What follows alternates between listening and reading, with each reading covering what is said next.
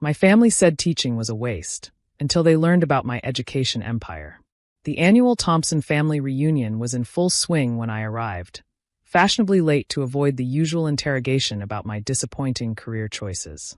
The lakeside villa buzzed with conversations about investments, corporate mergers, and business empires, the only topics my family ever seemed to care about.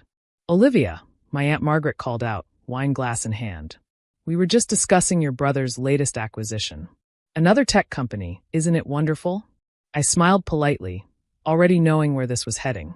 My brother James stood in the center of an admiring crowd, describing how his venture capital firm had just closed a $300 million deal.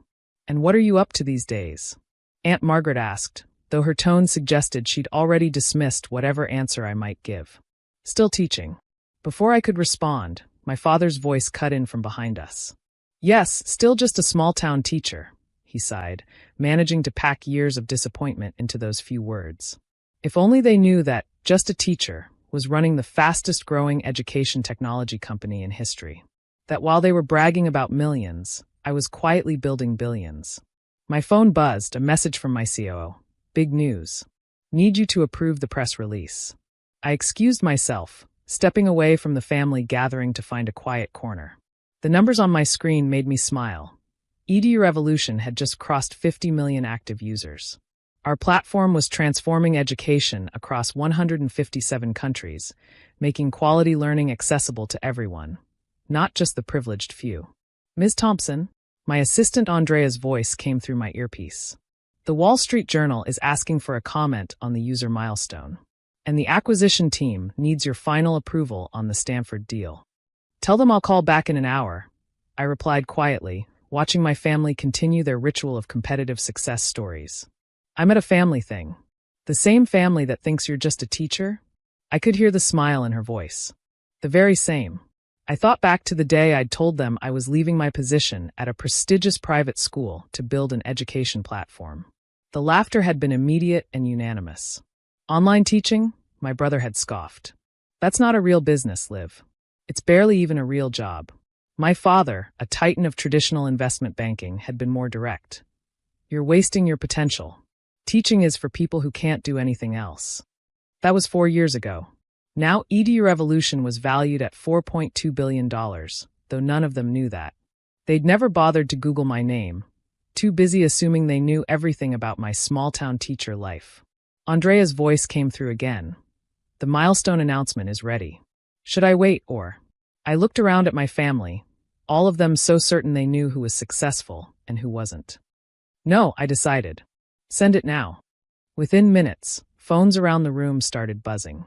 The news was breaking across major outlets. EDU Revolution hits 50 million users, revolutionizing global education access. I watched as my cousins, all deep in finance and consulting, glanced at their phones. Saw the moment they registered the numbers. The user base. The valuation. The founder's name. "Breaking news," Andrea announced, walking into the reunion right on cue. "Ma'am, your education platform just hit 50 million users. The board is requesting an emergency meeting to discuss the expansion timeline." The room froze. Every head turned toward me. My father's glass stopped halfway to his lips. "Thank you, Andrea," I said calmly. "Tell them I'll be available in an hour." The silence that followed was deafening. My brother James was the first to speak, his voice strangled. You're the founder of EDU Revolution?" I smiled, thinking of all the times he'd patted my head and told me to think bigger than teaching. "Yes, James. Turns out education can be quite a profitable sector when you understand how to innovate in it." "But," my father struggled to form words. "This says the company is worth billions." $4.2 billion as of this morning, I confirmed. Though that will probably change after today's announcement. "Andrea, what are the markets doing?" "Stock's up 12% in the last 10 minutes, she reported, tablet in hand. "The Stanford acquisition news is causing quite a buzz." My Aunt Margaret sank into a nearby chair. "Stanford? You're buying something from Stanford." "Not from Stanford," I corrected. "We're acquiring their online education subsidiary. They approached us, actually. Seemed to think we knew something about digital learning." The irony wasn't lost on me. For years, my family had dismissed online education as inferior, just as they'd dismissed my career choice as beneath them. Now their precious Ivy League institutions were coming to us for guidance. My father stepped forward, his banker's instincts taking over. Why didn't you tell us? We could have helped provided capital. Because you would have tried to control it, I said simply. You would have tried to make it fit your idea of what a business should be. But education isn't just about profit margins. It's about impact. I walked to the window, looking out at the lake where we'd spent summers as kids. Do you know what really matters to me? Not the valuation, not the stock price.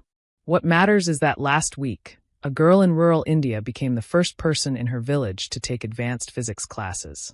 A boy in South Africa learned coding from world-class instructors. A single mother in Kansas earned her degree while working full-time. I turned back to face them. That's what teaching is about. That's what I've been building while you were all busy feeling sorry for my career choice. The room was silent again, but different this time. Less shocked, more contemplative. My brother had pulled up EDU Revolution's website on his phone, scrolling through the features, the testimonials, the global reach. This is incredible, he admitted finally. The adaptive learning algorithms, the personalized curriculum paths. How long have you been developing this? Since my second year of teaching, I replied. While you were all assuming I was just grading papers, I was building a platform that would make quality education accessible to everyone, not just those who could afford private schools. Andrea appeared again. Ms. Thompson, the board is waiting, and the governor's office called about the statewide implementation proposal. My father's eyes widened. The governor? Yes, I said, gathering my things. Turns out some people see the value in revolutionizing education. Now, if you'll excuse me, I have a company to run. As I walked toward the door, my Aunt Margaret called out, Olivia, wait. Perhaps we should discuss some investment opportunities. I paused, turning back with a smile. Our last funding round was oversubscribed. But I'll have my team send you the public trading information. After all, families should have the chance to invest in education, even if they didn't believe in it before. The next morning, I arrived at EDU Revolution's headquarters early, just as I had when this was all still an experiment run from my classroom after school hours. The security guard smiled knowingly. He'd been with us since the beginning, when our office was a converted storage room in the school where I taught. Big day yesterday, Miss Thompson? I nodded, watching employees stream into the building. Teachers, engineers, designers, all united by the belief that education could be better, more accessible, more effective. Every day we're changing lives is a big day, Joe. My office looked different in the morning light. Awards lined the walls, education innovation prizes, technology honors, recognition from governments and institutions worldwide. But my favorite display was simpler. My old teaching credentials next to our first user thank you letter. Andrea arrived with my schedule. Your brother's called 4 times already, and your father's trying to set up a meeting through his investment team. Let them wait, I said. Some things can't be rushed. I opened my laptop, reviewing the overnight statistics. Another 1 million users had joined the platform. Another step toward proving that education wasn't just a noble profession, it was a world-changing force. A notification popped up, another major publication requesting an interview. They wanted to know the secret behind EDU Revolution's success. How a high school teacher had built a multi-billion-dollar education technology empire. The secret was simple, though not what they expected. It wasn't about the technology, though that was revolutionary. It wasn't about the business model, though that had proven highly successful. The secret was believing that education could be both accessible and excellent. That sometimes the people who dismiss teaching as a lesser career do so because they've never understood its true potential. My phone buzzed with a message from a student using our platform in a remote village. She'd just been accepted to university, the first in her family to have the opportunity. This was why we did it. Not for the billions in valuation, not for the industry accolades, not to prove the doubters wrong. We did it because education had the power to transform lives, and someone had to believe it could be done better. I picked up my old teacher's planner, the one where I'd first sketched out the idea for EDU Revolution. Sometimes I took it to education conferences, showing teachers that they could be more than what society expected. That sometimes the most powerful thing you can do is refuse to accept just as a limitation. Andrea appeared in the doorway. Ready for the morning meeting? I stood, taking one last look at the city skyline. At the building where we were proving that education could be both noble and revolutionary. at the future we were building while others were saying it couldn't be done. Ready, I said. Let's go change some lives. Because sometimes the best revenge isn't proving others wrong. It's proving yourself right. And sometimes, just sometimes, it's showing the world that the career they dismissed as just teaching was capable of changing everything. Thanks for watching. See you again in the next video. Stay stunned.